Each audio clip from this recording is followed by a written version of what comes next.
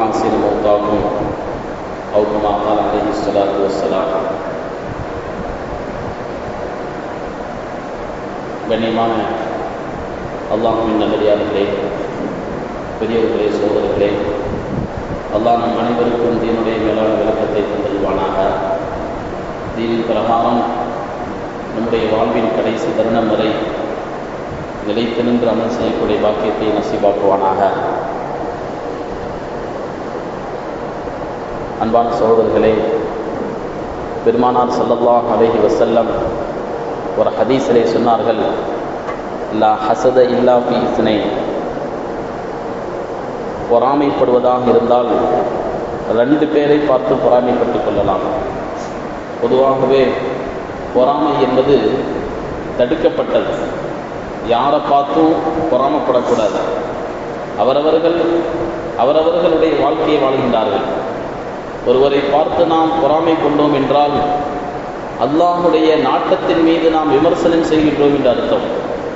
அது எப்படி அவனுக்கு அது கிடைக்கப் போயிற்று, அந்த பாக்கியம் அவனுக்கு கிடைத்திருக்கக்கூடாது என்று ஒருவரை பார்த்து அல்லாஹ் அவனுக்கு ஏன் அந்த பாக்கியத்தை செய்தான் என்று அல்லாஹுடைய நாட்டத்தை நோக்கி கேள்வி எடுப்பது போல் அமைந்திருக்கின்றது. அதனால் பொறாமைப்படுதல் என்பது அறவே அனுமதிக்கத்தக்கதல்ல. ஆனால் சில நேரங்களில் சிலருடைய வாழ்க்கையை பார்த்து நமக்கு ஆசை ஏற்படும். என்னுடைய வாழ்க்கையும் அவருடைய வாழ்க்கையை போல் இருந்திருக்கக்கூடாதா, எனக்கும் அதுபோல பாக்கியம் கிடைத்திருக்கக்கூடாதா என்று ஆசைப்படுவதையும் ரசூல் ஸல்லல்லாஹு அலைஹி வஸல்லம் பொறாமை என்று சொல்கின்றார்கள். அந்த மாதிரி ஆசைப்படுவதை, ஒருவரை பார்த்து அவரை போல தனக்கும் கிடைக்க வேண்டும் என்று நினைப்பதை ரசூல் ஸல்லல்லாஹு அலைஹி வஸல்லம் சொல்லும் பொழுது 2 பேரை பார்த்து மட்டும்தான் நீங்க அப்படி நினைக்க முடியும். நீங்க அந்த மாதிரி ஆசைப்படுவதாக இருந்தால் 2 பேரை பார்த்து ஆசைப்பட்டுக் கொள்ளலாம். ஒருவர் யார்? ரஜுலுன் ஆதாஹுல்லாஹு குர்ஆன். அல்லாஹ்வுக்கு குர்ஆனுடைய கல்வியை கொடுத்திருந்தான், குர்ஆனுடைய ஞானத்தை கொடுத்திருந்தான். குர்ஆனுடைய ஞானத்தை பெற்றவர், குர்ஆனை கற்றுக்கொண்டவர், குர்ஆனை மனனம் செய்த அவர், யகூமு பிஹி ஆனா அல்லைலி வ ஆனா அன்-நஹார், இரவு பகலாக குர்ஆனை ஓதுறதுல, குர்ஆனை கற்றுக் கொடுப்பதில், குர்ஆனை பரத்துவதில், குர்ஆன் பிரகாரம் அமல் செய்வதில், குர்ஆனுக்கான சேவைகள் செய்வதில் இரவு பகலாக ஈடுபட்டுக் கொண்டிருக்கின்றார். இப்படிப்பட்ட கல்வியாளரை பார்த்து நாம் ஆசைப்படலாம். எனக்கும் அதுபோல கல்வி கிடைத்திருக்க கூடாதா, நானும் அதுபோல நடந்திருப்பேனே, அவர் போல சேவை செய்திருப்பேனே, அவர் போல நானும் குர்ஆனுடைய பிரியப்படக்கூடியவனாக இருந்திருப்பேனே என்று ஆசைப்படலாம். இன்னொரு மனிதர் யார்? ரஜுலுன் ஆதாஹுல்லாஹு மாலன். அல்லாஹ் அவருக்கு செல்வத்தை கொடுத்தான். செல்வத்தை கொடுத்த அல்லாஹ் அவருக்கு பாக்கியத்தை எப்படி செலவழிக்க வேண்டும் என்ற பாக்கியத்தையும் சேர்த்து கொடுத்தான். யுன்ஃபிகு மின்ஹு ஆனா அல்லைலி வ ஆனா அன்-நஹார். அதை நல்ல காரியங்களில் இரவு பகலாக செலவழிக்கின்றார், விசாலமாக செலவழிக்கின்றார். இது போன்ற செல்வந்தரை பார்த்து, செல்வம் தரப்பட்டவரை பார்த்தும் நாம் ஆசைப்படலாம். அல்லாஹ் எனக்கும் செல்வத்தை தந்திருந்தால், எனக்கும் அது போன்ற பாக்கியத்தை கொடுத்திருந்தால், அவர் செலவழிப்பது போல நானும் செலவழித்திருப்பேனே என்று ரசூல் ஸல்லல்லாஹு அலைஹி வஸல்லம் ஒருவரை பார்த்து நாம் பொறாமைப்படுவதாக இருந்தால், ஒருவரை பார்த்து நாம் ஆசைப்படுவதாக இருந்தால், இந்த 2 பேரை பார்த்து மட்டும்தான் செய்து கொள்ள முடியும் என்று நபி ஸல்லல்லாஹு அலைஹி வஸல்லம் சொன்னார்கள். அதில் முதலாமவர் குர்ஆன் தரப்பட்டவர், இரண்டாமவர் செல்வம் தரப்பட்டவர், செல்வந்தர். அப்படின்னா என்ன அர்த்தம்? இந்த 2 பேரை தவிர வேற எதை பார்த்து பொறாமப்பட்டாலும் அது வேஸ்ட், அது தேவையில்லாத ஒன்று. இன்னைக்கு நமக்கு மத்தியில் இருக்கக்கூடிய போட்டி, பொறாமை வேற வேற விஷயத்துல தான் இருக்குது. வீடு கட்டியதை பார்த்து பொறாமைப்படக்கூடியவர்கள் இருக்கின்றார்கள்.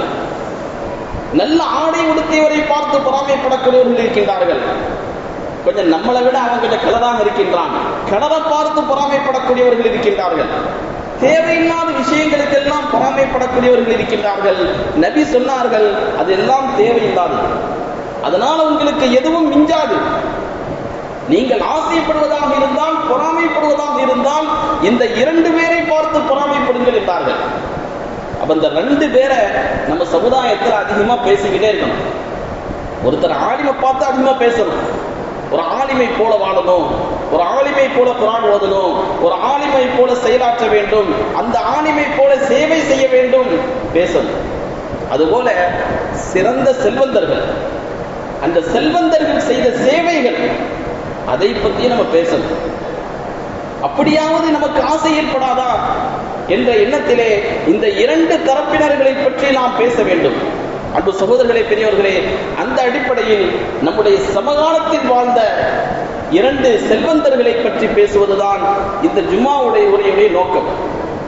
அந்த 2 செல்வந்தர்களும் எப்படி வாழ்ந்தார்கள், தங்களுடைய செல்வங்களை எப்படி செலவழித்தார்கள், அவர்களை போன்ற வாழ்க்கை, அவர்களை போன்ற ஒரு கொடுப்பினை எங்களுக்கும் கிடைத்து விடாதா என்ற எண்ணத்திலே அந்த 2 செல்வந்தர்களை பற்றிய ஒரு அறிமுகம், அவர்களை பற்றிய ஒரு சின்ன, அவர்களுடைய சேவைகளை பற்றிய சின்ன அறிமுகத்தையும் நான் இங்கே சொல்ல கடமைப்பட்டிருக்கின்றேன். அன்பு சகோதரர்களே, பெரியவர்களே, அந்த அடிப்படையில் முதலாமவர் யார்? குலாம் முஹம்மது வஸ்தானவி ரஹ்மத்துல்லாஹி அலைஹி. இவங்க மே மாதம் வஃபாத்தானாங்க. மே மாதம் 4ஆம் தேதி வஃபாத்தா இருக்கிறாங்க, ஒரு 2 மாசத்துக்கு முன்னாடி. அன்பு சகோதரர்களே, பெரியவர்களே, இவங்க யார் அப்படின்னு சொன்னா குஜராத்தை சார்ந்தவர்கள். குஜராத்தில் சூரத் என்ற மாவட்டம் இருக்கின்றது, அங்கே பிறந்தவர்கள், வஸ்தான் என்ற இடத்திலே பிறந்தவர்கள் இந்த குலாம் முஹம்மது வஸ்தானவி. சின்ன வயதிலேயே கல்வி பயிலுகின்றார்கள். அதற்கு பிறகு மேல் படிப்புக்காக வேண்டி மசாகிரியிலும் சஹாரன்பூர் மதரசாவுக்கு செல்கின்றார்கள்.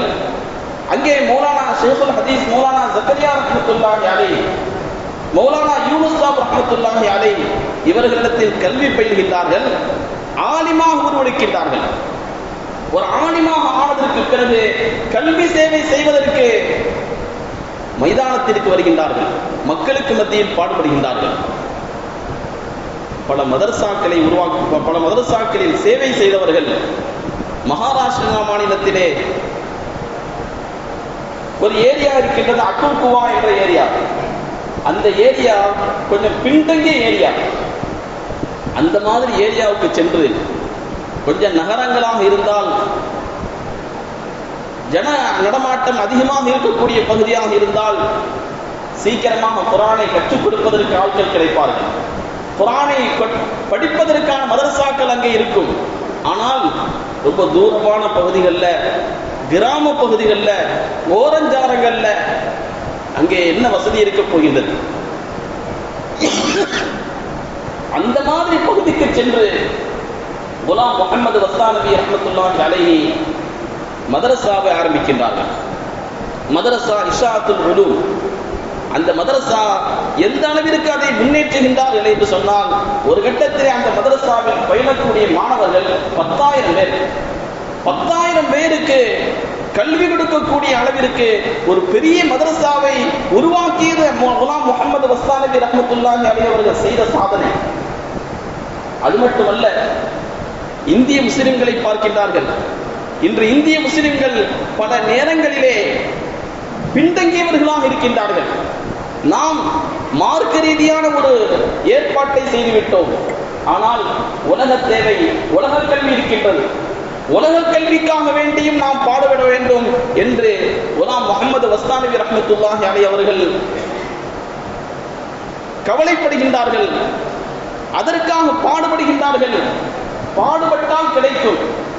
ஏராளமான ஸ்கூல்களை, பிரைமரி ஸ்கூல்களை, secondary school, B Ed college, engineering college, medical college என்று ஏராளமான ஸ்கூல்களையும் ஏராளமான காலேஜுகளையும் திறந்து கல்விப்படி செய்தார்கள்.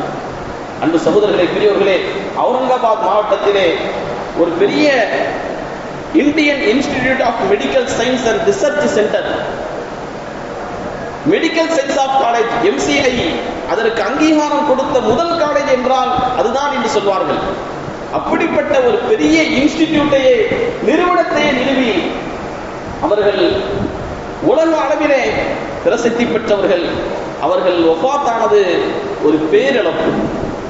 அன்பு சகோதரர்களே, பெரியவர்களே, இத்தனை பெரிய கல்வி பணி செய்தவர்கள், இவ்வளவு பெரிய பெருமைக்கு சொந்தக்காரர்கள். அவர்களுடைய மிக முக்கியமான ஒரு பட்டப்பெயர் என்ன தெரியுமா? ஹாதிமுல் குர்ஆன் வல் மசாஜித். குர்ஆனுக்கும் இறையில்லங்களுக்கும் சேவை செய்தவர் என்ற அந்த பட்டப்பெயர் அவர்களுக்கு தரப்பட்டது. இத்தனை உச்சத்திற்கு சென்ற பிறகும் கூட கொஞ்சம் கூட பெருமை, அகம்பாவம், அகந்தை கிடையாது. மிக சாதாரணமாக இருப்பார்கள். எளிய மக்களும் கூட அவர்களை சந்திக்கக்கூடிய அளவிற்கு எளிமையாக நடந்து கொள்வார்கள். குர்ஆனுக்கு ஏராளமான வாக்கியம் செய்தார்கள், சேவை செய்தார்கள். பல இடங்களில் குர்ஆனுடைய மதரசாக்களை உருவாக்கினார்கள். சில இடங்களில் குர்ஆன் கற்றுக் கொடுப்பதற்கு மாலிம்கள் இல்லை, அங்கே குர்ஆன் மதரசாக்களை உருவாக்கினார்கள். மக்தபுகள் இல்லை, மக்தபுகளை உருவாக்கினார்கள், மதரசாக்களை உருவாக்கினார்கள். குர்ஆனை தஜ்வீதா ஓதணும். குர்ஆனை ஓதுவது மட்டுமல்ல, அதை அழகாக இனிமையாக சட்டத்தோடு ஓத வேண்டும் என்பதற்காக அதற்கான ஏற்பாடுகளை செய்தார்கள். பல இடங்களில் அந்த தஜ்வீதுடைய போட்டி, கிராத்துடைய போட்டி ஏற்பாடு செய்து ஏராளமான காரிகளை ஓத செய்து எப்படி குர்ஆன் ஓதணும் என்பதை சொல்லிக் கொடுத்து குர்ஆனுக்கு பணிவிடை செய்தவர்கள். எங்களுடைய செல்வத்தை எப்படி எல்லாம் செலவழிக்கிறாங்க பாருங்க. அன்பு சகோதரர்களே, பெரியவர்களே, அவர்கள் இறந்ததற்கு பிறகு ஏராளமான இடங்களில் இரங்கல் கூட்டம் நடத்தினார்கள். நம்மெல்லாம் அவங்க பார்த்ததே கிடையாது. எங்களுடைய மதரசாக்களில் அவர்களுக்கு நன்மைகளை சேர்ப்பதற்காக வேண்டி, ஈசா சவாபுக்காக வேண்டி குர்ஆனுடைய மஜ்லிஸ் ஏற்பாடு செய்யப்பட்டது. குர்ஆன் ஓதி அவர்களுக்கு நன்மைகளை சேர்க்கப்பட்டது. சகோதரர்களே, பெரியவர்களே, இதுவல்லவா வாழ்க்கை? அவர்கள் இறந்ததற்கு பிறகு அவர்களுடைய ஜனாசாவில் ஏராளமான மக்கள் கலந்து கொண்டார்கள். அதிலே ஒருவர் சொன்னார், இவர் இறந்ததற்காக லட்சக்கணக்கான மனிதர்கள் மட்டுமல்ல, கண்ணீர் வடித்தது லட்சக்கணக்கான மனிதர்கள் மட்டுமல்ல, நூற்றுக்கணக்கான மதரசாக்களின் சுவர்கள், நூற்றுக்கணக்கான பள்ளிவாசலின் சுவர்கள், இப்படிப்பட்ட மனிதர் இறந்து விட்டாரே, ஸ்ரீதேவி இறந்து விட்டாரே, இனி எங்களை யார் பார்ப்பார்? எங்களுடைய மதரசாக்களை பார்ப்பது யார்? எங்களுடைய பள்ளிகளை பார்ப்பது யார் என்று மதரசாக்களுடைய சுவர்களும் கண்ணீர் வடித்தன என்று ஒருவர் எழுதினார் என்றால் அவருடைய சேவை எத்தகைய மேலானது! எந்த அளவிற்கு அவர் பாடுபட்டுப்பார், எந்த அளவிற்கு அவர்கள் சேவை செய்திருப்பார். அன்பு சகோதரர்களே, பெரியவர்களே, அப்படிப்பட்ட பெருமைக்கு சொந்தக்காரர் குலாம் முஹம்மது வஸ்தானவி. நம்ம காலத்தில் வாழ்ந்தவர், நம்ம காலத்தில் வாழ்ந்து 75வது வயதில் இறந்தவர். அவர்கள் செய்த சேவைகள் இது. இன்னும் கொஞ்சம் பக்கத்தில் சொல்றதாக இருந்தால், ஒரு 2 வாரத்துக்கு முன்னாடி மலக் முஹம்மது ஹாஷிம் ரஹ்மத்துல்லாஹி அலைஹி அவர்கள் வஃபாத்தானார்கள். கிட்டத்தட்ட நம்ம எல்லாத்துக்குமே அவங்களை பத்தி தெரிஞ்சிருக்கும். குறிப்பாக சென்னை பகுதியில் வசிக்கக்கூடிய நம் ஊர் மக்களாக இருந்தால் இவர்களுடைய பெயரை கேள்விப்படாமல் இருக்க மாட்டார்கள். மேல் விஷாரம் நகரை பூர்வீகமாக கொண்டவர்கள். இவர்கள் எப்படிப்பட்ட சேவைகளை செய்தார்கள், எப்படியெல்லாம் வாழ்ந்தார்கள் என்று சொன்னால், நம்முடைய சமுதாயத்தில் ஒரு மிகப்பெரிய தொழில் என்று எடுத்துக்கொண்டால் தோல் ஏற்றுமதி செய்யக்கூடிய தொழில். லெதர் கம்பெனி வைத்து நடத்தக்கூடிய சமூகம் முஸ்லிம் சமூகம். அந்த லெதர் கம்பெனியுடைய தோல் ஏற்றுமதி செய்யக்கூடிய நிறுவனத்தின் தலைவராக இருந்தவர்கள் இந்த மலக் முஹம்மது ஹாஷிம் அப்படிங்கிறோம். அது மட்டுமல்ல, 2018 ஆகஸ்ட் மாதம் தோல் ஏற்றுமதி கவுன்சில் வாழ்நாள் சாதனையாளர் என்று இவருக்கு பட்டத்தை கொடுத்தது. யாருக்கு? மலக் முஹம்மது ஹாஷிம் அப்படிங்கிறவங்க. இவர்கள் எப்போ வஃபாத்தானார்கள் அப்படின்னு சொன்னா, இந்த மாசம் ஜூலை மாதம் 4ஆம் தேதி வஃபாத்தானாங்க. ஜும்மாவுடைய தொழுகை முடிந்து வெளியே வருகின்றார்கள். அவர்கள் இறந்து விட்ட செய்தி கிடைத்தது. அவர்கள் செய்த சேவைகளை அடுக்குகின்றார்கள், அவர்களுடைய பெருமைகளை அடுக்குகின்றார்கள். செல்வத்தை அல்லாஹ் கொடுத்திருந்தான், அந்த செல்வத்தை வைத்து பெரிய பெரிய சாதனைகளை செய்தார்கள். தொழிலளவிலும் முஸ்லிம்களுடைய கண்ணியத்தை உயர்த்தினார்கள். உலக அளவில் அவர் அவர்களுடைய நிறுவனம் பேசப்பட்டது. அவர்களிடமிருந்து பொருட்கள் வாங்குவதற்கு மக்கள் போட்டியிட்டார்கள். நிறைய செல்வம் அவர்களுக்கு அல்லாஹ் வாரி வழங்கினான். அன்பு சகோதரர்களே, பெரியவர்களே, பல பகுதியுடைய தலைவராக இருந்தவர்கள், KH எக்ஸ்போர்ட்ஸ் இந்தியாவுடைய தலைவராக இருந்தவர்கள், அது மாதிரி பெரிய அறக்கட்டளைகளை நிறுவி KH அறக்கட்டளை என்ற அந்த அறக்கட்டளை உருவாகுவதற்கு காரணமாக இருந்தவர்கள். நமக்கெல்லாம் தெரியும், ஹஜ் ஹவுஸ் சென்னையிலே தமிழ்நாடு ஹஜ்ஜுக்காக வேண்டிய ஹஜ் கமிட்டியிலே செல்லக்கூடியவர்கள் அங்கே சென்றுதான் தங்கியிருப்பார்கள். அந்த ஹஜ் சொசைட்டி உருவாகுவதற்கு காரணமாக இருந்தவர்கள், பெரியமேட் பள்ளிவாசலுடைய தலைவராக இருந்தவர்கள். நம்மளுடைய மாணவர்கள் எல்லாம் சென்னையில் சென்று நியூ காலேஜில் படிப்பார்கள். மியாசி இன்ஸ்டிடியூட் அதனுடைய தலைவராக இருந்தவர்கள், நியூ காலேஜுடைய வளர்ச்சிக்கு காரணமாக இருந்தவர்கள். அன்பு சகோதரர்களே, பெரியவர்களே, இந்த அளவிற்கு ஒரு சமூக அந்தஸ்தை பெற்றவர்களாக இருந்தும் கூட கொஞ்சம் கூட அவர்களிடத்தில் பெருமை கிடையாது, அகந்தை கிடையாது. தன்னை சமூகத்திற்காக வேண்டி அர்ப்பணித்தார்கள். இறைவன் கொடுத்த செல்வத்தை எல்லாம் வீண் தன்னுடைய அகம்பாவத்திற்கும் வீண் விரயத்திற்கும் செலவழிக்காமல் சமுதாயத்துடைய வளர்ச்சியை முன்னெடுத்து செலவழித்தார்கள்.